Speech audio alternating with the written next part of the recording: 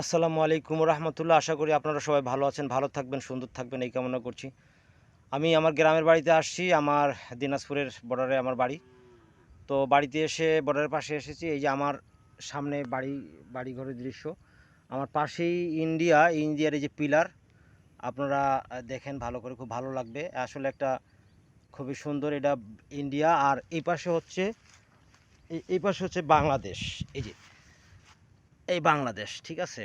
আমি দেখাতে পাচ্ছি ঠিকভাবে, আমি ক্যামেরাটা নিতে পারছি না। বাংলাদেশ। তো এই যে এই দৃশ্যগুলান, এই যে পুরা জমি ইন্ডিয়া। এই যে দেখেন সামনে তার কাটার বেড়া, খুব দৃশ্য। এই যে আমাদের গ্রাম, আমার বাড়ি পাশে আর কোনো গ্রাম নেই, লাস্টের দিকে বাড়ি, ঠিক আছে।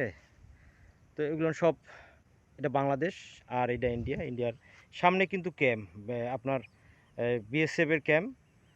তো যা হোক, তো আপনারা এই দেখালাম আর কি। আসলে আমরা একটা আদর্শ গ্রাম, আমাদের আল্লাহর কাছে শুকরিয়া আদায় করছি যে আমরা এখানে বাস করতে পারছি সুন্দরভাবে। তারপরও আসলে ওই দেশে সহযোগিতা আছে।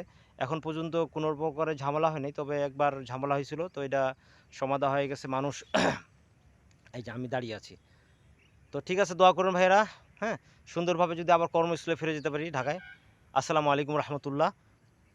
ওই যে আপনারা এই যে দেখেন বর্ডার, ওই যে বিএসএফের গাড়ি, ওই সামনে বিএসএফ, এই যে বিএসএফের গাড়ি ভাই দেখেন। এই যে ওই যে যাচ্ছে ভাইয়া, ঠিক আছে। ওই যে বিএসএফের বর্ডারে বিএসএফ যে পহরা দিচ্ছে, যে গাড়িগুলো যাচ্ছে দেখেন। এই যে দেখেন, এই যে যাচ্ছে, দেখছেন আপনারা দেখেন। খুব, হ্যাঁ, এই যে এইভাবে করে তারা এ করে।